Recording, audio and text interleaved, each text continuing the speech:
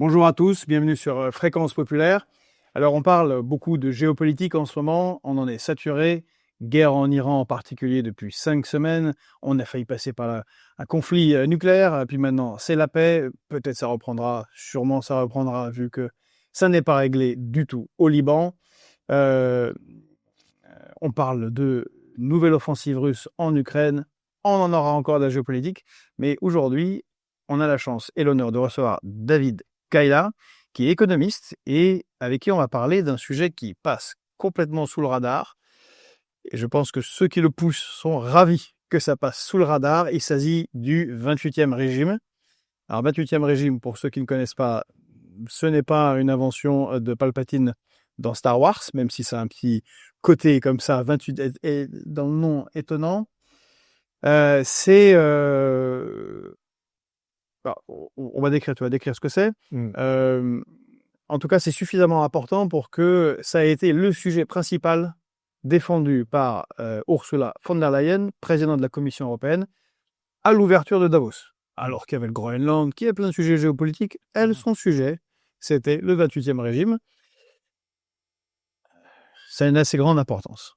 Alors, avant toute chose, pour ceux qui ne te connaissent pas, même si un certain nombre chez nous te connaissent, tu es économiste, tu es enseignant à l'université d'Angers, et tu es connu pour un certain nombre d'ouvrages, dont ceux que tu as présentés sur notre chaîne, donc, Populisme et néolibéralisme, Déclin et chute du néolibéralisme, et l'économie du réel face au modèle trompeur.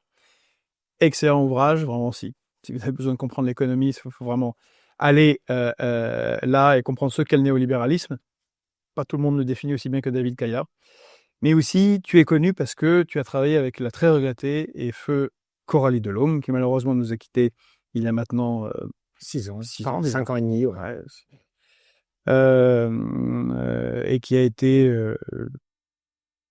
pour nous tous, une sorte de d'égérie, de penseuse intellectuelle de la souveraineté, mais avec un regard social de gauche républicaine. Et ensemble, vous avez écrit 2 livres, La fin de l'Union européenne, on verra si ça viendra un jour, et 10 plus une question sur l'Union européenne. Le premier c'est en 2017, l'autre en 2019. Tout à fait. Et malheureusement après, il nous a quittés avec son dernier livre, un peu posthume, Nécessaire souveraineté. Et c'est aussi pour ça qu'on est là, parce que tu es président de l'association des amis de Coralie Delhomme, à qui je participe également, mais c'est toi qui t'en occupe principalement, avec un certain nombre de personnes qui étaient proches de Coralie Delhomme, et l'idée de cette association est de la faire vivre.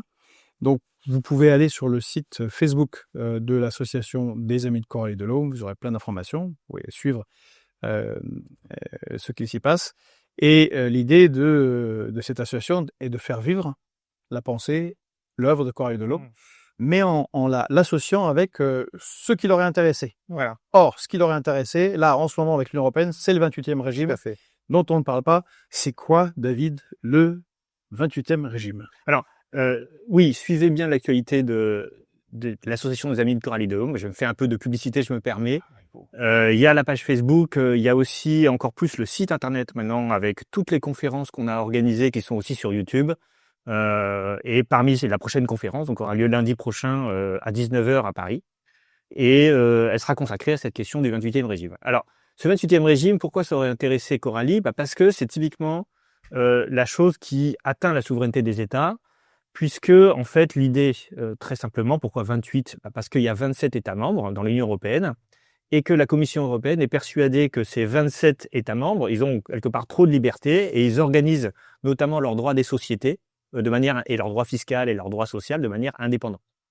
Et ça pose un problème pour la Commission européenne, puisqu'elle elle veut créer un droit supranational, un droit qui s'impose dans tous les pays, et qui ne relève pas du droit national. Et pour faire ça, eh bien, de plus en plus, en fait, ça c'est la politique des petits pas, la politique, Coralie parlait de fédéralisme souterrain ou de fédéralisme invisible en quelque sorte. Alors c'est pas le mot qu'elle employait, mais c'est un peu cette idée.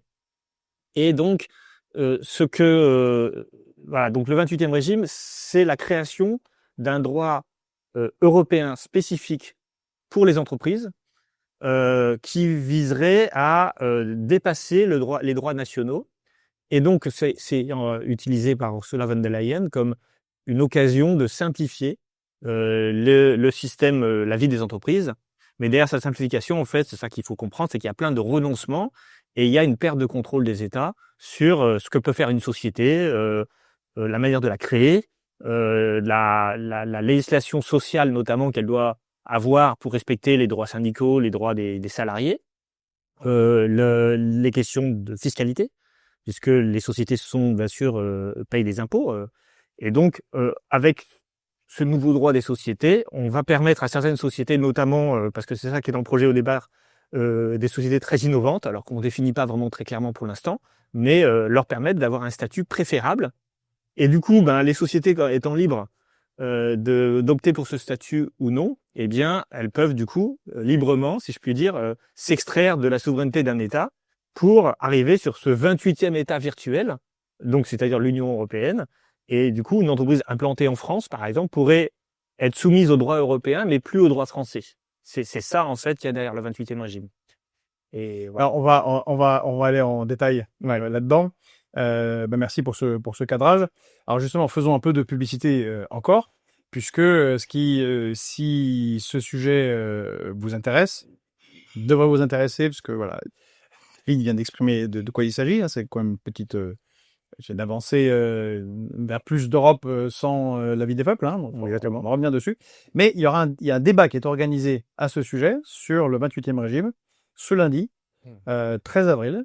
Alors, il y a non seulement toi, David Cala, qui sera débattant, mais il y aura Catherine Giraudot, qui est juriste, donc qui abordera l'aspect juridique, et également Camille Adam, que vous connaissez bien, puisqu'il a fait ce formidable documentaire sur l'Union européenne. Camille Adam, que nous soutenons, avec qui nous travaillons. Donc, à mon avis, ça va être un débat très très intéressant avec vous trois. Et donc, il s'intitule Droit fiscal, droit social et droit des sociétés, les dangers du 28e régime européen. Donc, lundi 13 avril, voilà, on l'a affiché à l'écran. Et même en précision, c'est Université Paris 1, Centre Panthéon, salle numéro 16. Alors, on vous attend. C'est l'occasion de passer un moment puis de discuter avec des gens assez remarquables. Vous pouvez aller donc sur le site des Amis de Corée de l'Aume ou sur la page Facebook. Il y a un lien parce qu'il faut s'inscrire. Voilà, les mesures de sécurité.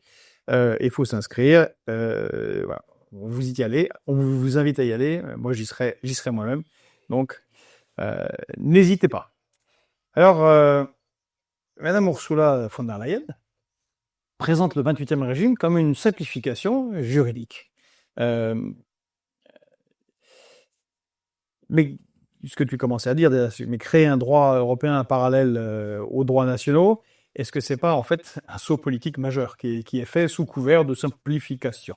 Déjà, ça simplifie rien du tout, puisque on rajoute un régime à ceux qui existent déjà. Donc, alors heureusement d'ailleurs qu'on ne supprime pas tous les régimes nationaux pour créer un régime européen qui se substituerait aux régimes nationaux.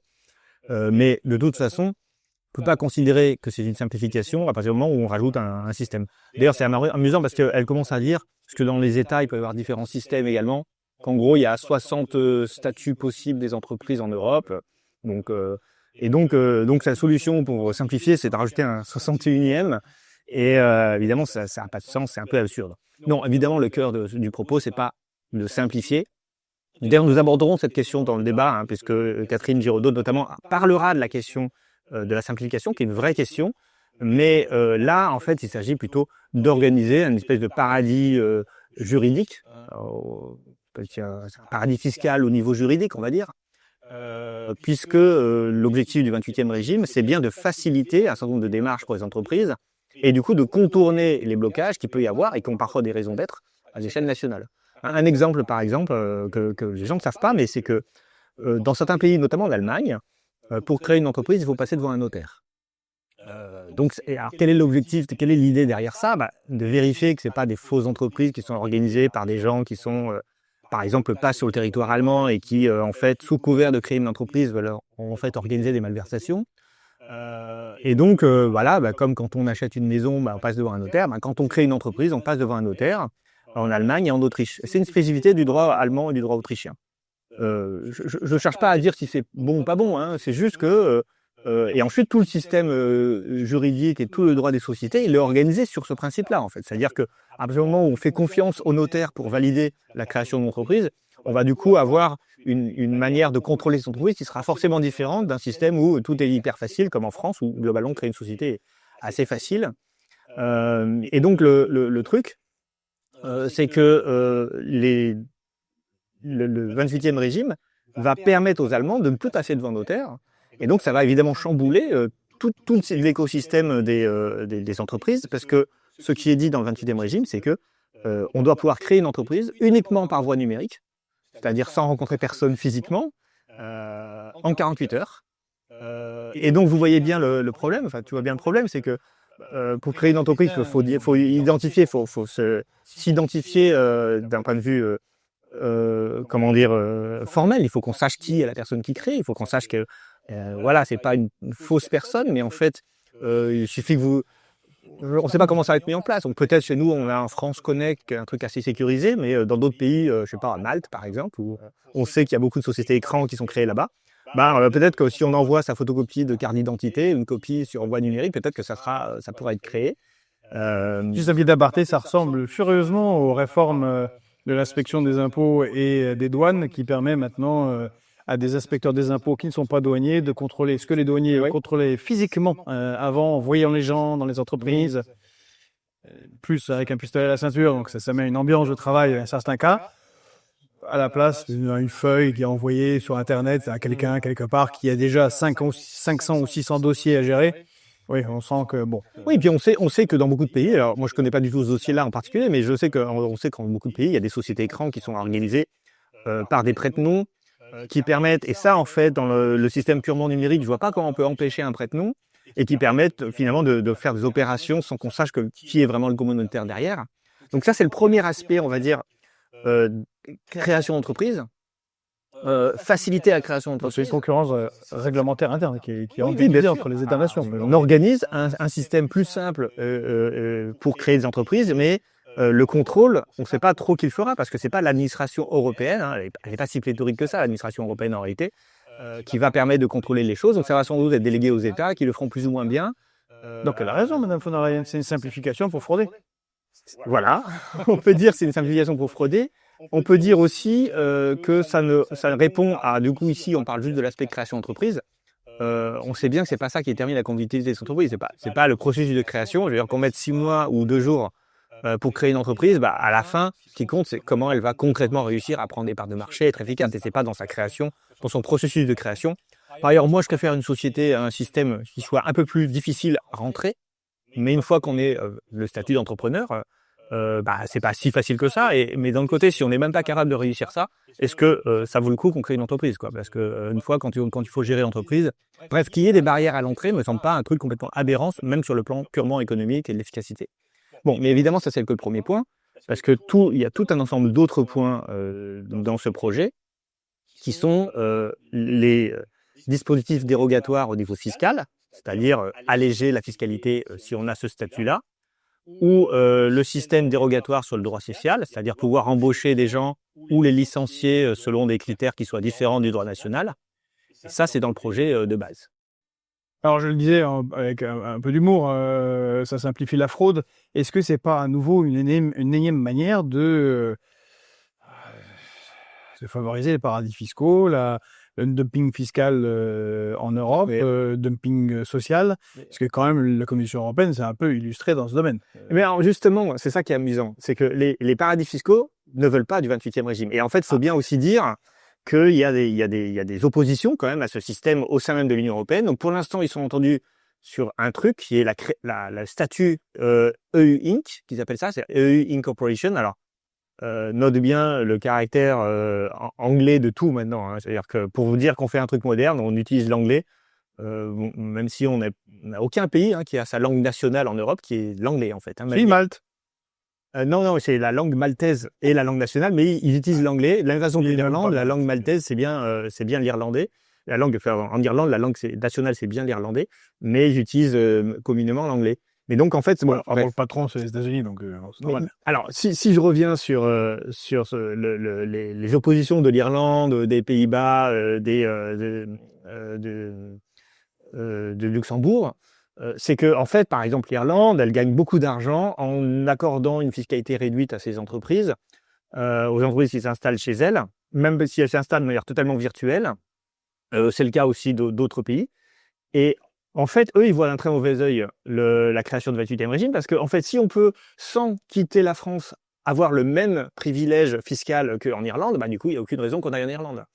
Et c'est la raison pour laquelle le projet, en fait, je dis pas qu'il est mal embarqué, mais il crée des oppositions un peu bizarres, c'est-à-dire que en fait, ce que va conduire le 28e régime, c'est pas d'améliorer le sort des paradis fiscaux, c'est en fait de les contourner, c'est-à-dire qu'eux-mêmes vont être contournés par un régime européen qui sera lui-même un paradis fiscal. Et c'est toute l'ironie de la chose. C'est la raison pour laquelle, dans le projet qui a été retenu jusqu'à présent, parce qu'en fait, ils avancent par étapes. Donc, le premier projet, c'est une statut d'entreprise européenne, donc alors possiblement créé n'importe où et valide et reconnu par tous les autres pays. Bien sûr, c'est le principe du droit européen. Mais il est bien dit précisé dans un article que ce statut d'entreprise européenne n'a aucun effet sur le droit social qui reste national, sur le droit fiscal qui reste national, et même sur le principe de cogestion auquel les syndicats allemands sont très attachés, hein, parce que autre chose qu'on pourrait faire, c'est qu'on pourrait créer une entreprise sidérurgique allemande qui serait soumise à la question de la cogestion, c'est-à-dire la participation active des représentants des salariés au conseil d'administration, en utilisant ce statut dérogatoire. Et donc, c'est précisé explicitement que ce nouveau système de société, cette société européenne, ne va pas revenir, ne permettra pas d'avoir de la fiscalité et du droit social et de contourner, d'empêcher la cogestion en Allemagne. Mais en fait, bien sûr, ce n'est qu'une première étape. C'est-à-dire que même dans ce statut, il y a une chose qui apparaît complètement contradictoire, c'est qu'ils disent déjà qu'il faut faciliter les stock options. Or, les stock options sont soumis à des exemptions fiscales, à des lois fiscales. Et donc, même dans ce statut de société européenne, il y a déjà des éléments qui vont permettre d'avoir des dérogations sur certains trucs. La deuxième chose, c'est que ce statut de société européenne, il est ouvert à tout type d'activité. C'est-à-dire qu'il n'est pas conditionné à une activité spécialement innovante ou à d'autres choses. Alors que le projet du 28e régime, c'est de favoriser les sociétés innovantes. Donc on sait, et d'ailleurs c'est déjà dit par la Commission européenne, qu'il va y avoir une deuxième étape qui sera des facilités spécifiques accordées aux sociétés innovantes. Alors, le problème qu'ils ont, c'est qu'ils ne savent pas comment définir une société innovante. Et honnêtement, je vous le dis en tant qu'économiste, c'est pas simple. Qu'est-ce que c'est qu'une société innovante? Voilà, parce qu'on pourrait dire, c'est celle qui investit dans l'IA, mais ça c'est un peu le cliché d'aujourd'hui. Mais en réalité, on peut être innovant en faisant de l'agriculture, on peut être innovant en faisant n'importe quel métier. Et donc là, il y a une discussion. Parce que derrière, il va y avoir, hein, c'est clair, c'est dans le projet, pour certains types d'entreprises, un droit social, un droit fiscal et un droit des sociétés qui soient dérogatoires et qui peuvent contourner comme ça la législation nationale. Et ça n'arrange pas les paradis fiscaux. Et donc, du coup, eux, ils vont chercher à réduire le champ d'application de ce type-là, alors que, bien sûr, les lobbies, eux, vont chercher à l'étendre. Parce qu'en fait, finalement, s'ils pouvaient ne pas fictivement faire apparaître des activités économiques en Irlande, ça les arrangerait bien. Et justement, ce 28e régime, est-ce que ça risque pas est-ce que c'est pas surtout fait pour avantager les grandes entreprises et fonds de pension plutôt que les PME nationales dans chaque pays? Alors, c'est soutenu par beaucoup de grandes entreprises, notamment parce que ces entreprises, alors il y a une raison très simple à ça. Une multinationale, elle a des centres d'activité dans différents pays européens. Et plus il y a de régimes fiscaux et sociaux différents, plus il faut en tenir compte, et du coup ça devient compliqué à gérer parce que les droits sont pas les mêmes d'un pays à l'autre. Donc c'est elles qui sont demandeuses d'un statut unifié. Il faut savoir que aux États-Unis, il n'y a pas de statut unifié des droits des sociétés. Oui. Et dans chaque État, il va avoir un droit différent, et donc en fait, il y a aussi un imaginaire les États-Unis sont un pays fédéral, donc forcément les entreprises, elles ont un avantage aux États-Unis qu'en Europe parce qu'elles peuvent avoir un système unifié, mais en réalité, c'est pas le cas. Il n'y a pas de système unifié aux États-Unis. Et en fait, c'est pour ça qu'il y a des paradis fiscaux comme le Delaware. C'est pour ça qu'il y a des paradis fiscaux aux États-Unis, parce qu'ils vont créer des sociétés au Delaware exprès pour éviter les contraintes qu'ils vont avoir dans chaque État. Mais même ça, en fait, le Delaware, encore une fois, c'est pas non plus quelque chose qui est magique. C'est-à-dire qu'il va quand même y avoir des contraintes, et sinon elles seront toutes au Delaware, les entreprises. Donc il y a un argument qui est faux, qui dit que le système européen est beaucoup plus complexe que le système américain. Alors qu'en réalité, le système américain est sans doute plus complexe que le système européen. Il est peut-être encore moins harmonisé sur plein de plans, y compris d'ailleurs sur le plan de la fiscalité, parce que la fiscalité, c'est beaucoup du registre des États aux États-Unis, même s'il y a bien sûr une fiscalité fédérale. Bref, tout ça pour dire, les multinationales sont très intéressées par ce système parce qu'on leur promet une facilitation. Ça sera plus facile de créer des succursales physiques dans différents pays, on va harmoniser le droit. Les PME, néanmoins, elles aussi, elles peuvent, parce qu'en fait, le statut de société européenne, ou l'accès au 28e régime, il sera ouvert très largement. Et donc, il peut y avoir des entreprises fictives, voire des entreprises sociétés écrans, qui ont peu d'activités réelles, mais qui servent à, par exemple, dans la finance. Alors, c'est pas une PME, mais si tu veux, c'est des sociétés qui n'ont pas de salariés ou très peu de salariés, et qui permettront, grâce à cette simplification finalement, d'organiser plus facilement des conglomérats d'entreprises, comment on appelle ça, des holdings. Voilà, donc une holding, c'est une société qui intègre différentes sociétés à l'intérieur pour avoir un contrôle sur tout un ensemble d'activités économiques. Et le statut de société européenne permettrait ça. C'est-à-dire qu'on pourrait créer. En fait, il faut comprendre les entreprises, c'est pas uniquement des pôles d'activité, c'est souvent des boîtes dans lesquelles on met des pôles d'activité. C'est ça une entreprise aujourd'hui, une entreprise moderne. Et c'est ça le droit des sociétés. En fait, c'est pas tout à fait la même chose que le droit des entreprises, le droit des sociétés. Les sociétés, on parle de personnalités juridiques qui sont là pour organiser le contrôle du capital en fait par les dirigeants, les capitalistes, très simplement. Alors, cet aspect sera sûrement très abordé, comme tu as dit, par Catherine Giraudot lors de ce débat de ce 13 avril, lundi 13 avril, au Panthéon.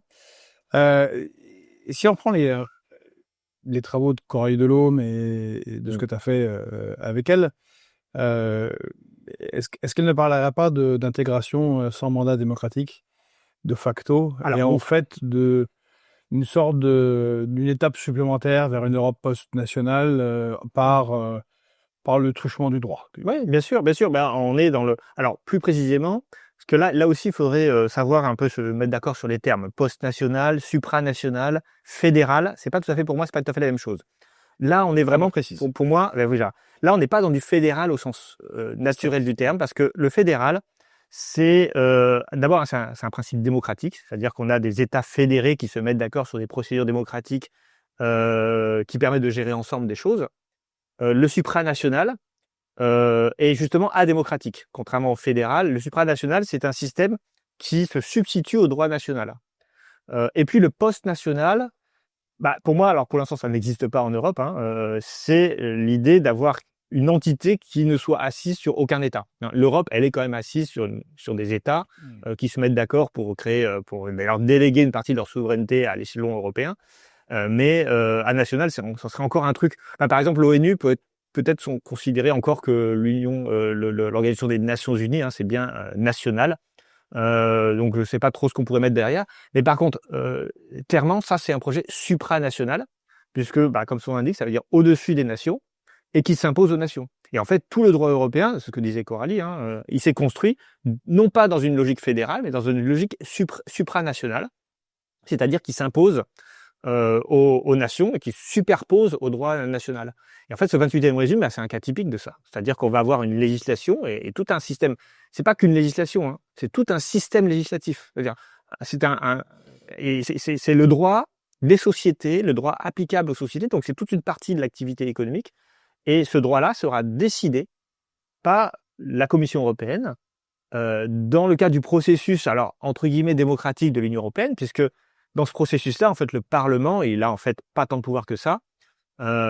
Tous les projets sont à l'initiative de la Commission européenne, et donc, du coup, les peuples européens, ils peuvent plus s'exprimer parce qu'en fait, ils ne peuvent plus à l'échelle nationale contrecarrer un droit qui s'impose à eux indépendamment de ce qu'on peut voter. Hein. Par exemple, là, ça contourne totalement les oui. parlements nationaux. Si on va jusqu'au bout de l'idée du 28e régime, on n'y est pas encore. Hein. La proposition de la Commission, encore une fois, elle exclut le droit fiscal. Mais l'objet, c'est quand même d'organiser avec un droit fiscal spécifique. Ça veut dire que le Parlement français ne peut pas décider d'un impôt sur des sociétés, une taxation par exemple de Total, en ce moment on en parle beaucoup. Eh bien, si Total était sous la protection du 28e régime, là, on pourrait pas, en France, décider de taxer Total, quoi. Parce que Total se dirait, bah non, moi je relève d'un autre droit, du droit européen, donc supranational. Et même chose sur les salariés, sur le droit du travail. Et ça, il faut bien comprendre que c'est explicitement dit par Ursula von der Leyen. Alors, j'ai pas écouté sa conférence à Davos, mais elle avait dit bien avant. Voilà, son projet, c'est aller jusqu'à un droit social et fiscal qui soit indépendant des États et qui donc s'impose et qui, si on veut qu'il s'impose, bah, il faut que ce soit plus favorable que le droit national. Donc, on rentre dans une forme de surenchère interne. Voilà, c'est ça le projet, quoi. Et on est d'accord que si on reprend encore le fil de la pensée de Corée de l'Homme, qui associait souveraineté nationale à souveraineté populaire, donc de souveraineté populaire, c'est la démocratie, c'est le choix des citoyens, c'est ce que tu défends aussi dans tes livres. Là, c'est Walou. Ah oui, ça sert à contourner la démocratie. Ni lors de la proposition, ni, comme tu dis, même le Parlement européen, de toute façon, c'est bon. Oui, parce que le Parlement européen, en fait, est un Parlement qui, par nature, est dysfonctionnel, puisqu'en fait, il s'appuie sur aucun peuple. Faut bien comprendre que pour que la démocratie existe, faut pas juste mettre des parlementaires ensemble dans une salle et puis leur dire discuter, quoi. Il faut que les parlementaires, ils incarnent quelque chose qui est supérieur à eux. C'est-à-dire, en gros, les parlementaires, c'est le produit d'une nation. Or, le Parlement européen n'est pas le produit d'une nation. Ce qui veut dire que chaque parlementaire va être tiraillé à la fois entre ses intérêts nationaux, ses intérêts idéologiques, ses convictions, etc. Et à la fin, on ne peut pas faire ressortir quelque chose qui est l'intérêt général européen. En fait, d'ailleurs, Coralie, dans son tout premier livre, qui s'appelle Europe, les États des Unis, publié en 2014, elle s'était déjà moquée de cette idée d'intérêt général européen. Alors, qui le définit? En fait, dans une nation, c'est assez facile, parce qu'une nation, c'est un peuple conscient de lui-même. C'est ça, en fait, pour moi, la définition de la nation. Conscient, ça veut dire politique, un peuple politique qui sait où il va et qui veut s'organiser pour aller là où il veut aller. Et il n'y a pas ce caractère-là en Europe. Donc, s'il n'y a pas de peuple conscient de lui-même, il n'y a personne pour déterminer l'intérêt général européen. Et du coup, dans les institutions européennes, qui détermine l'intérêt général européen? C'est la Commission européenne. Et elle l'interprète et elle le définit de manière totalement isolée, sans en référer et sans demander l'avis au peuple, en fait. Et c'est pas l'élection du Parlement européen, qui sont en fait 27 élections nationales, qui va permettre de définir un intérêt général européen. Et alors, si je continue là-dessus, ce qui est intéressant avec Ursula von der Leyen, c'est cette espèce de volonté extrêmement forte de pouvoir de la part de la présidente de la Commission, qui fonctionne de manière très différente de Jean-Claude Juncker auparavant ou des autres présidents de la Commission européenne. Et on s'en rend pas forcément compte parce qu'on est un peu éloigné puis on n'est pas tellement bien informé de ce qui se passe à Bruxelles. Mais il y a un régime très autoritaire, très centralisé. On s'en est un peu rendu compte parce que Thierry Breton a été viré de la Commission, dans la nouvelle Commission. Ce qui est... oui, Thierry Breton, c'est quand même pas un gauchiste rouge. C'est quand même... voilà, donc c'est quand même incroyable. En fait, c'était une personnalité forte et elle ne veut pas s'entourer de personnalités fortes, elle veut des gens à sa botte. Et tout ce projet de 28e régime, il s'inscrit dans un contexte beaucoup plus large, extrêmement ambitieux de la part d'Ursula von der Leyen, qui avait d'ailleurs explicitement dit, alors il y a 15 ans, elle était à l'époque ministre du Travail, je crois, d'Angela Merkel, elle avait dit qu'elle était pour les États-Unis d'Europe, c'est-à-dire un projet, alors qu'elle dit, elle, fédéral, mais qui en fait, de mon point de vue, n'est pas un véritable projet fédéral, puisque c'est un projet qui vise à concentrer le pouvoir à l'échelle européenne et à contrecarrer les possibilités des États à intervenir. Oui, mais comme l'Union européenne défend les valeurs démocratiques, Madame Ursula von der Leyen, ne riez pas, monsieur. Non, mais les valeurs démocratiques, oui, bien sûr. Elle le répète souvent, beaucoup, à toutes les occasions, toutes les sauces, toutes les instances, dans tous les cas possibles et imaginables. J'imagine donc qu'elle a prévu un contrôle démocratique pour ce 28e régime quelque part. Non, mais le contrôle... Non, mais il n'y a pas de contrôle démocratique parce que le contrôle... C'est une boutade. Non, mais il y a un contrôle démocratique. Non, il y a...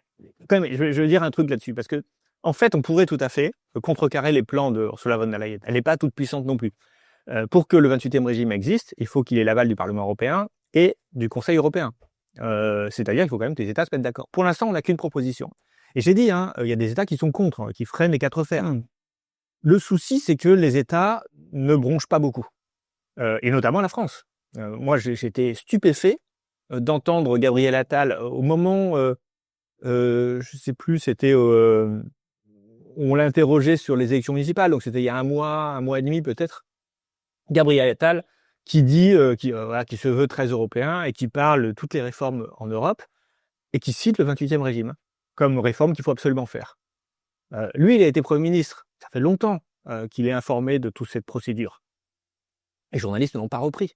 Qui parmi les Français actuellement qui nous écoutent connaît ce sujet? Personne. Oui, justement, c'est pour ça qu'on en parle là et qu'il faut venir à la conférence. Oui, mais les politiques, eux, connaissent. Mais tant qu'il n'y a pas d'opposition, il n'y a aucune raison qu'ils s'interdisent de faire bonne figure. Parce qu'il y a des les journalistes qui font pas le travail. Alors, les journalistes ne font pas le travail, bien sûr. Les politiques et les syndicats, pas tant que ça non plus. Parce que moi, je serais syndicat. Alors, les confédérations européennes des syndicats, mais qui en ont entendu parler, c'est déjà publié contre le 28e régime. Je crois qu'il y a sans doute des gens à CGT ou à d'autres syndicats qui ont aussi écrit des trucs, mais tout ça reste très confidentiel parce que c'est pas popularisé par des personnes. Et moi, j'ai été informé parce que j'ai eu des interviews, parce que comme je suis un des rares à parler de ce truc-là, alors avec Camille Yadan, qui a écrit un très bon article sur Elucide, donc c'est pour ça qu'il l'a invité à la conférence, sur la mise en œuvre du 28e régime. Il y a très peu de gens qui en parlent, alors que d'après tous les spécialistes, c'est du directive Bolkestein. Je ne sais pas si tu te souviens de cette directive Bolkestein, dont on a beaucoup parlé dans les années 2000. C'est la directive Bolkestein transformée en langage populaire en plombier polonais, qui participe à la victoire du non. Exactement. Et qui est au départ qui est vraiment un sujet en soi. Et il y a des mobilisations très fortes. Une directive Bolkestein, je me souviens c'était il y a longtemps maintenant, mais je me souviens quand même. Ouais. Frankenstein, quoi? Voilà. Quel Bolkestein? Ça a fait un énorme débat en France. Et là, on a un truc qui est bien pire, parce qu'il a une couverture bien plus large, et il n'y a personne qui en parle. Moi, j'aimerais bien que Mélenchon il nous parle du 28e régime, par exemple. Voilà. Oui, connerie. Je ne veux pas rentrer sur... Non, mais il y a plein de sujets. Non, mais typiquement, ça qui est incroyable, parce que tu as raison. Quand je dis conneries, c'est des sujets qui énervent tout le monde, qui servent un peu à rien. Complètement sociétaux. Bon, CNews n'est pas content, ils sont pas contents, super. Ping-pong. Par contre, ça, c'est typiquement un sujet mélenchonien. Mais non, mais voilà. Et il y a à gauche, moi, je sais que j'ai un journaliste, enfin non, pas un journaliste, pardon, un représentant d'une association européenne qui s'appelle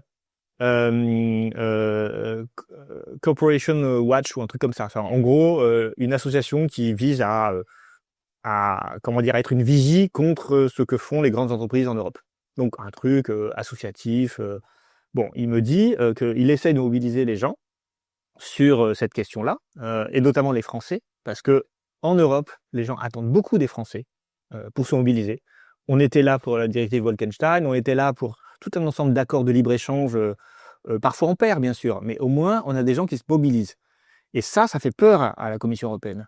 Attac, à une époque, a été des mouvements sociaux extrêmement importants pour critiquer la Constitution de 2005. Et il y avait eu l'AMI. Il y a eu l'AMI, l'accord multilatéral d'investissement. Qui est contrecarré par la France. Voilà. Et donc, les Français ont toujours été moteurs dans la contestation de ces politiques néolibérales.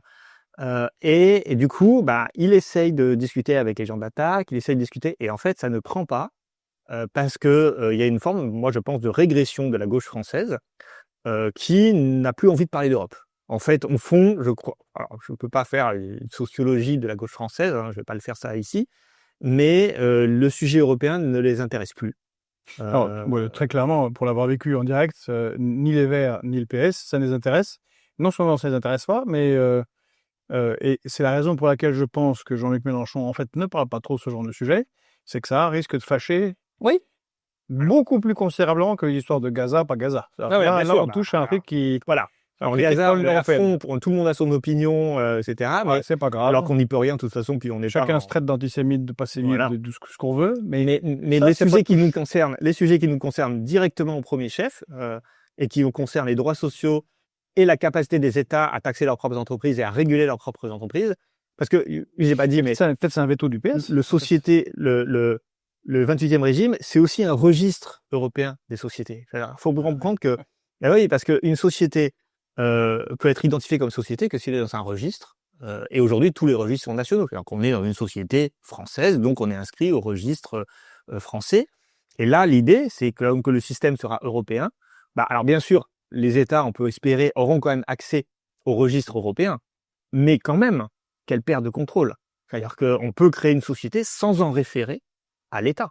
Alors, ça encore, c'est pas tout à fait clair. C'est-à-dire que, je l'ai dit, ça sera peut-être les États qui mettront en place le système. Bon, tout ça n'est pas encore tout à fait défini, mais il y a l'idée qu'on pourrait se contourner les États en utilisant des procédures typiquement donc par le numérique, donc typiquement un site européen, donc en .eu, voilà, qui permettrait de créer une entreprise et à aucun moment vous êtes renvoyé sur un site français. Et donc ça voudrait dire que après la France, elle prend connaissance du fait que vous avez créé une entreprise. Donc voilà. Donc moi, pour revenir au sujet, pourquoi la gauche ne se mobilise plus? Pourquoi les organisations qui font office de vigie, qui essayent de voir ce qui se passe en Europe et qui voient qu'il y a une dérive actuellement autoritaire en Europe et des projets qui sont 1000 fois pire que ceux qu'on combattait il y a 20 ans, pourquoi est-ce que tout le monde est apathique? Alors bien sûr... Avant, voilà. c'est que tu les Verts, eux, se déclarent fédéralistes. Ils veulent la fédéralisation de l'Europe. Bon, tu as des forces ultra-gauche, extrême-gauche, qui, elles, traditionnellement, considèrent que tout ce qui est plus uni fédère les prolétaires de tous les pays et que de toute façon, l'ennemi, c'est le capital, qu'il soit national ou européen, et c'est kiff-kiff boycott. Et puis, tu as, je me demande si là, justement, dans cette alliance, le nouveau Front Populaire, c'est pas le PS qui pèse, parce que, en gros, c'est la continuation de ce qu'ils ont fait pendant 30 ans. Oui, mais ils ont toujours été critiques sur les projets de libéralisation, y compris les écologistes d'ailleurs. Par exemple, les écologistes sont contre les traités de libre-échange, les socialistes également. L'AMI, ça a été fait aussi avec des socialistes et avec des écologistes. Enfin, la lutte contre l'AMI. Longtemps. Oui, c'est ça le problème. C'est que toutes ces luttes, c'était il y a longtemps. Et aujourd'hui, les gens qui les ont menées sont plus là. Mais en fait, je pense qu'il y a un problème de... En fait, le rapport à l'Europe, il est aujourd'hui totalement biaisé par ce qui se passe aux États-Unis. C'est-à-dire que le Trumpisme crée en contrepartie, de manière que ça soit conscient ou inconscient, une espèce de crainte. Et du coup, les gens se disent il faut plus d'Europe. Et donc, on ne veut pas critiquer l'Europe alors qu'en face, on a Trump. Mais d'abord, ils ont tort parce que l'Europe, si elle n'est pas critiquée, elle sera très critiquable au bout d'un moment. C'est-à-dire que on ne peut pas, au nom de l'anti-Trumpisme, accepter n'importe quoi, avec les conséquences terribles que ça peut avoir sur, encore une fois, sur la capacité des États et de la démocratie à contrôler ce qui se passe dans les sociétés, quoi. Est-ce qu'il n'y a pas un talent ursulesque d'Ursula von der Leyen d'aborder ces sujets au moment le plus improbable, ce qui fait que c'est compliqué de garder la focale? J'ai un peu regardé quand est-ce qu'elle en parle. C'est toujours au milieu d'une discussion sur un pacte au soutien à l'Ukraine, ou de la guerre en Iran, ou à Davos, comme je le disais, alors que le sujet c'est le Groenland et la relation américano-européenne.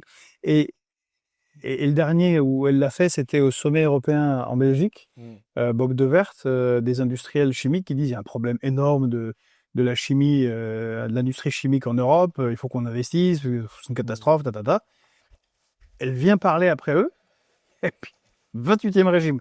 Ça tombe comme un cheveu sur la soupe, donc évidemment le journalisme, c'est un peu ennuyeux, c'est pénible, c'est un truc juridique, ça n'a pas l'air intéressant, alors que les autres ils viennent de dire que c'est une catastrophe, il y a ceci, il y a la guerre. Elle est maligne quand même. Non, mais alors, en fait, là, ce qui est intéressant, c'est que, d'abord, c'est pas son idée, le 28e régime. D'accord.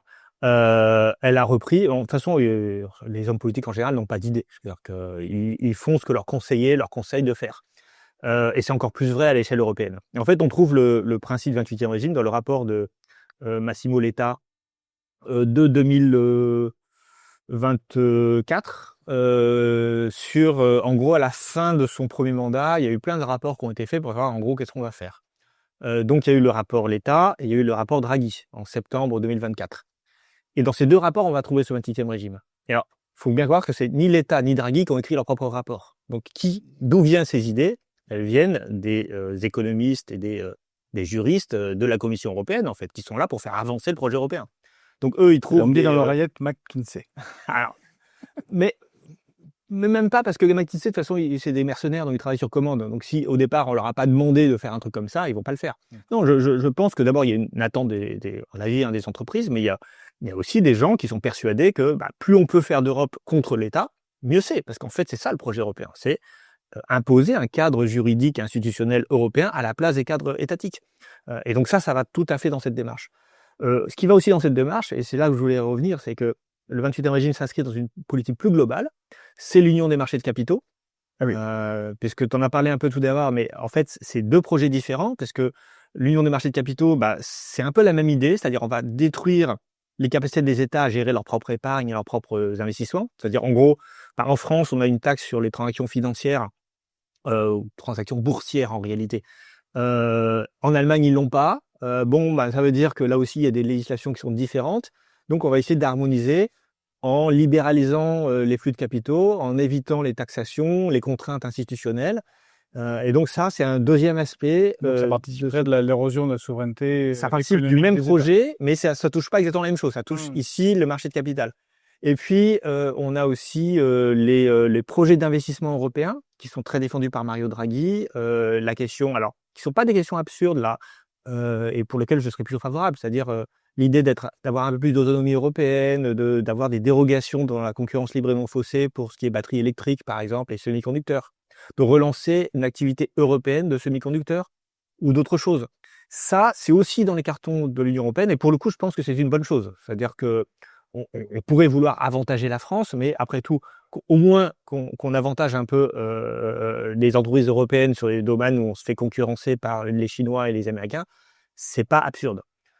Donc voilà, donc il y a ces trois projets, en fait, ces trois volets, et évidemment, ce qui va marcher le mieux, c'est les projets qui ne coûtent rien, c'est-à-dire qu'ils ne demandent pas de l'argent d'investissement, parce que pour avoir l'investissement européen, faut faire comme on a fait, le nouveau pacte vert qu'on a fait après la Covid. Donc, on a investi de l'argent européen. Donc, ça c'est compliqué à mettre en place. Et du coup, on va libéraliser, on va faire l'union des marchés de capitaux, le 28e régime. Et ça, l'idée, c'est grâce à ça, et c'est ça que je voulais en venir, l'Europe va sortir de son décrochage économique vis-à-vis des États-Unis. Parce que ça, c'était le cœur du projet du rapport Draghi. C'est de dire, au bout de 20 ans, on s'est aperçu enfin, nous ça fait très longtemps qu'on dit avec Coralie Delhomme, on s'est enfin aperçu que la stratégie de grand marché unique de l'Europe, ça ne fonctionne pas, et que l'Europe est en train de décrocher sur quasiment tous les plans.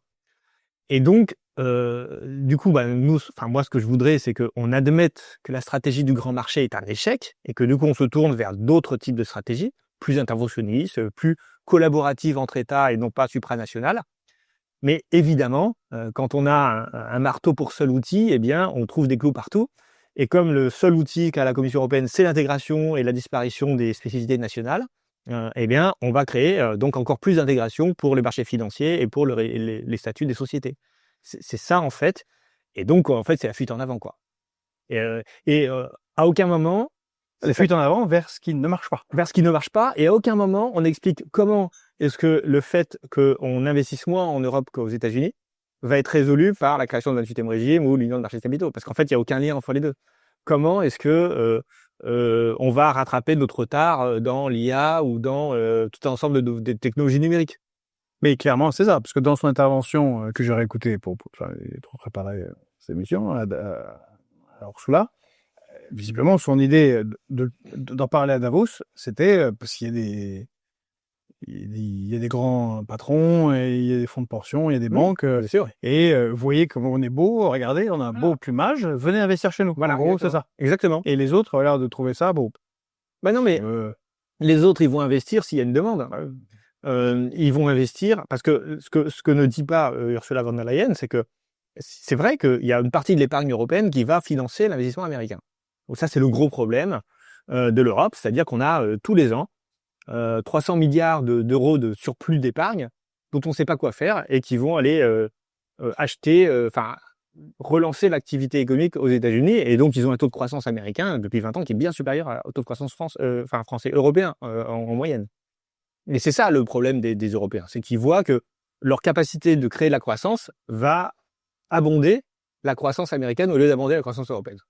C'est pour ça qu'Ursula von der Leyen a passé un accord Voilà. avec Trump où elle promet 600 milliards d'investissements et Voilà. 750 milliards d'achats d'hydrocarbures et je ne sais quoi encore. Voilà, donc déjà, elle contredit complètement son projet avec cet accord qui est un accord. Et d'ailleurs, incroyable, cet accord devrait être caduc depuis que Trump a menacé d'envahir, d'annexer le Groenland. Et le Parlement Sauf européen. pour les hydrocarbures. Parce qu'il faut bien qu'on les achète quelque part. Oui, les hydrocarbures, oui, c'est pas caduc. Non, mais d'autres, notamment la question des droits de douane, par exemple, parce qu'on a mis nos droits de douane à zéro vis-à-vis des États-Unis. Faut savoir que la politique commerciale, c'est une prérogative exclusive de l'Union européenne. La France peut rien dire sur la politique commerciale. Le Parlement européen peut dire des choses. Et à la fin, c'est le Parlement et le Conseil européen qui décident, et la Commission, bien sûr. Bref, l'accord aurait dû être caduc, mais il a quand même été ratifié, enfin pas ratifié. La baisse des droits de douane a quand même été validée par le Parlement européen. Donc maintenant, les Américains ont le droit de nous taxer à 15% et nous, on n'a pas le droit de les taxer. Bon, je ferme la parenthèse, mais en gros, pourquoi est-ce que l'Union européenne finance la croissance américaine? Parce que l'Union européenne n'a pas de projet d'investissement interne suffisant pour absorber sa propre épargne. On peut dire autrement parce que l'Union européenne ne consomme pas assez par rapport à ses revenus. Donc, il faut comprendre que dans un ensemble de revenus, on peut consommer ou épargner ces revenus. Si on consomme peu, on a une épargne supplémentaire. Et cette épargne, elle est censée nourrir l'investissement local. Mais si on consomme peu et qu'on investit peu, mécaniquement, on se retrouve avec un surcroît d'épargne. Et ce surcroît d'épargne, forcément, il faut bien en faire quelque chose. Donc, il va aller trouver des logiques d'investissement ailleurs qu'en Europe, parce qu'il n'y a pas assez d'investissement en Europe et il n'y a pas assez de consommation en Europe. Et ça, c'est la conséquence d'une stratégie mercantiliste qui a été mise en œuvre par nos amis allemands depuis 20 ans, qui est de dire, on va chercher à avoir une balance commerciale excédentaire. Donc, pour ça, il faut gagner en compétitivité, il faut moins consommer et il faut, du coup, dégager des excédents. Et ces excédents, ils abondent une épargne qui va forcément se retrouver ensuite, se redéverser aux États-Unis et dans d'autres pays. Et donc, ce problème, c'est le mercantilisme. Et ce problème-là, il est évidemment pas résolu par le 28e régime ou par l'Union des marchés de capitaux. Tant qu'il y aura pas assez d'investissement et de consommation en Europe, il y aura une épargne supplémentaire. Et donc, au lieu de résoudre le problème à la racine, on crée des réformes institutionnelles, juridiques et autres. Alors, on embauche beaucoup de juristes et d'économistes pour expliquer que ça va être super, mais à la fin, ça ne peut que échouer. Merci David, c'est extrêmement intéressant. Mais j'espère que tu pourras revenir au moins en visio, parce que tu es souvent à Angers. Là, on a la chance de t'avoir attrapé à Paris pour aborder ces sujets. Et sur l'Union européenne, c'est extrêmement important.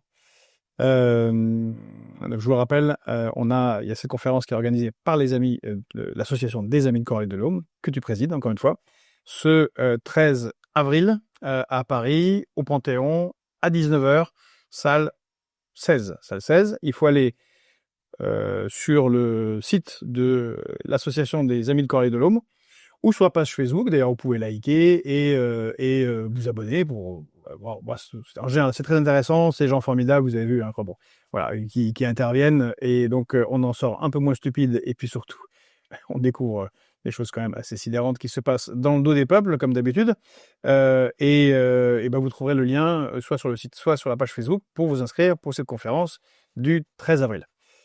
Encore une fois, merci David pour tout cet éclairage, c'est extrêmement important, et pour tout le travail fait avant, avec malheureusement Coralie qui est décédée. Vous avez fait un travail qui a nourri beaucoup de gens, qui a permis d'éveiller les consciences et d'armer intellectuellement chacun. Sur le libéralisme, encore une fois, je vous invite, si c'est pas pour ceux qui l'ont pas fait, en post-cadeau de Noël à soi-même, d'aller regarder les livres de David Kaila, et en particulier Déclin et chute du néolibéralisme, je trouve particulièrement intéressant et heuristique, comme on dit. Merci David. Merci beaucoup pour ton invitation. N'oubliez pas de liker, de partager, de commenter, c'est important pour la visibilité de cette vidéo et de ce sujet qui est quand même, encore une fois, très largement invisibilisé. Il n'y a pas de méchants qui mettent des chocs de plomb, c'est juste qu'on n'en parle pas. Les journalistes ne font pas le travail, donc on le fait un petit peu ici. Merci à David, merci à l'association qui en parle. Faites tourner, et je vous rappelle que nous avons également notre site en ligne, le portail numérique qui se trouve à l'adresse fpop.media sans accent, où vous y trouverez tout un tas d'écrits et d'analyses. Et puis si un jour, David, tu as le temps, on prendra un papier avec grand plaisir sur ces sujets pour ceux qui privilégient la lecture. Merci à vous, merci à David, et à très bientôt.